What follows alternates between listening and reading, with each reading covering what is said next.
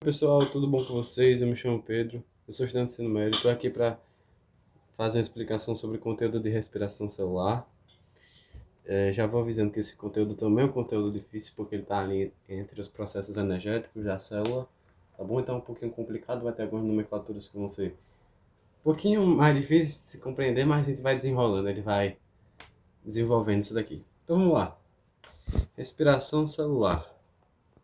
A respiração celular ela tem como por objetivo o rendimento máximo de energia. Essa energia, na biologia, a gente chama ela de ATP, que é o trifosfato da adenosina.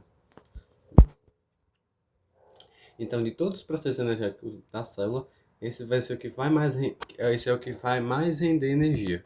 Mais vai render energia.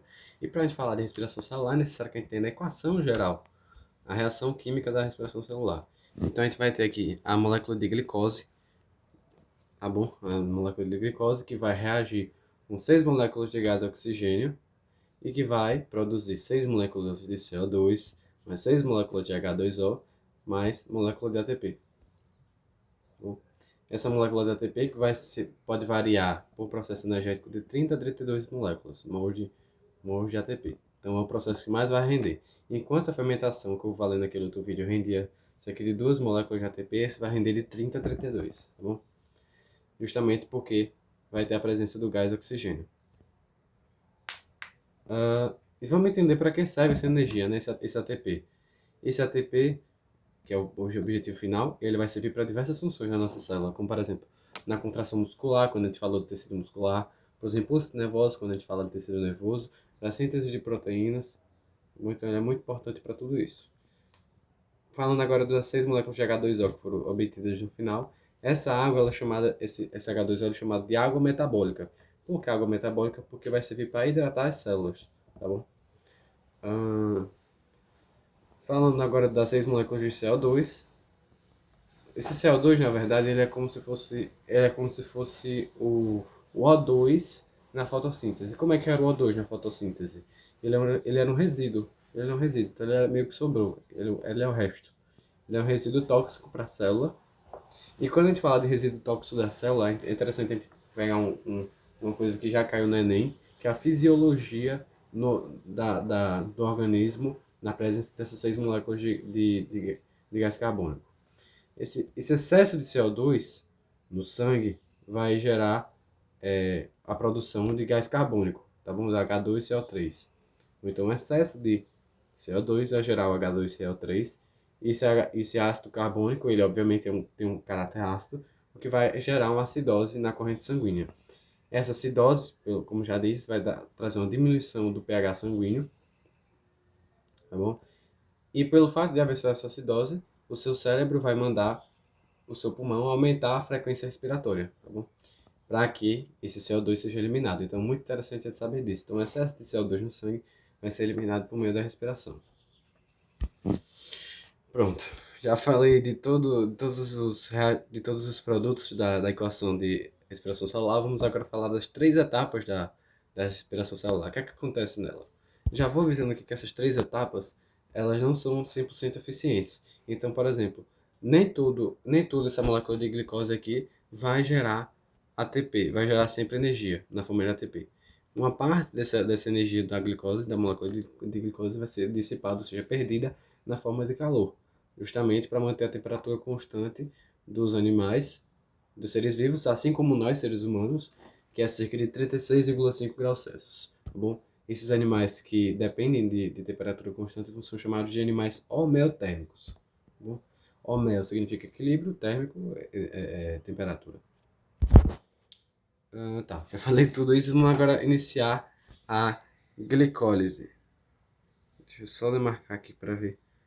Tá, pronto, já terminamos tudo isso. Vamos agora iniciar as três etapas. A primeira etapa é chamada de glicólise. Glicose, lise, quebra. Então, a quebra da glicose. Essa quebra da glicose ela vai acontecer no citosol, que é uma parte que fica dentro do citoplasma, tá bom? Que isso a gente estuda em citologia. E nessa glicólise, obviamente, como eu acabei de falar, vai ter a quebra da glicose. A glicose vale lembrar que é C6H12O6. E dentro desse C6H12O6, os C6, que são as 6 moléculas de carbono, elas vão ser quebradas, tá bom? Que é a glicólise, em 2 moléculas de piruvato, também chamado de ácido pirúvico. Esse piruvato que é C3. Então, de C6 foi para 2C3.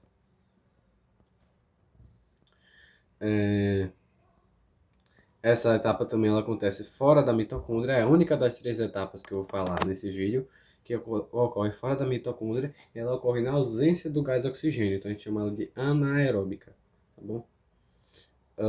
E obviamente, assim como a fermentação, que é anaeróbica, que eu falei naquele outro vídeo, ela vai ter um saldo de 2 moléculas de ATP e 2 moléculas de NADH, que são essas 2 moléculas aqui, tanto o ATP quanto os NADH, vão ser os transportadores de elétrons, que vão ser muito importantes para o que eu vou falar posteriormente.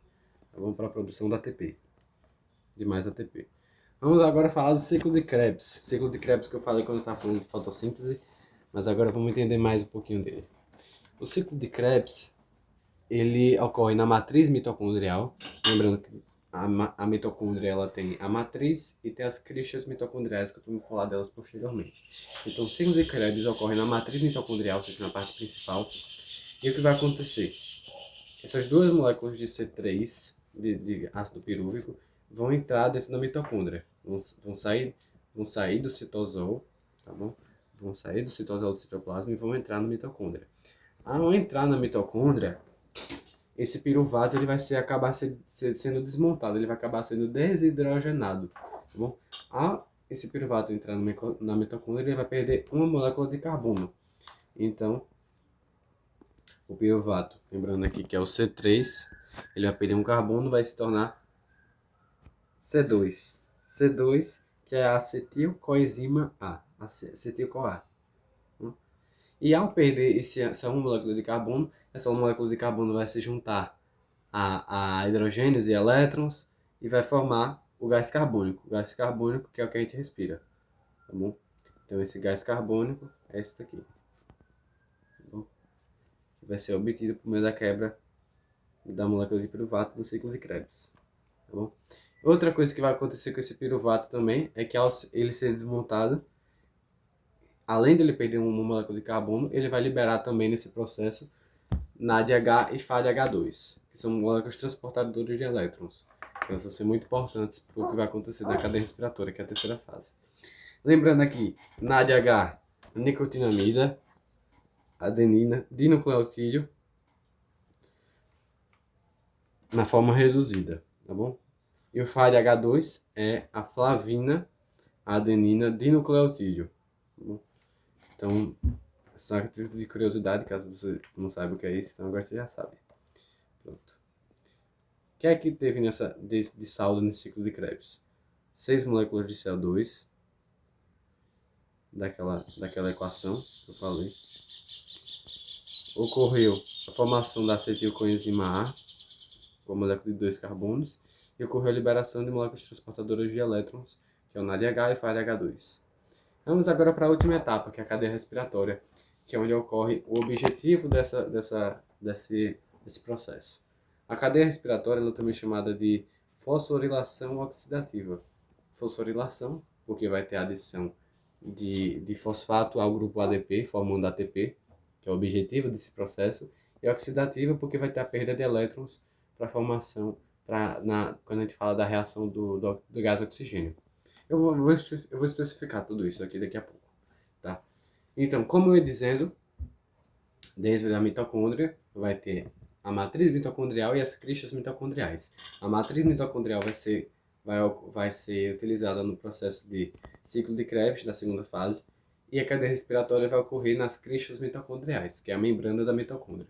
Então, vamos ler aqui. Os elétrons dos transportadores que eu falei são o NADH, o FADH2 e as 2 moléculas de ATP, vão passar por proteínas da membrana da mitocôndria, ou seja, vão passar pelas cristras mitocondriais, e ao passar esses elétrons, isso vai gerar um bombeamento de prótons. Esse bombeamento de prótons que vai gerar energia. Essa energia que vai ser convertida pela enzima ATP sintase, que eu também falei quando eu estava falando de fotossíntese, e ao passar, ela vai ser bombeada várias vezes, tá bom? Esses elétrons são bombeados várias vezes, o que vai fabricar muito ATP, tá bom? Então, é por isso que o nome é fosforilação, porque vai fabricar muito ATP. E oxidativa, porque vai ter oxigênio. Vou falar do oxigênio aqui. É muito importante falar do oxigênio porque já caiu no Enem. O oxigênio na respiração celular, ele vai ser o aceptor final de elétrons, tá bom? Então vamos entender o que é que vai acontecer com o oxigênio.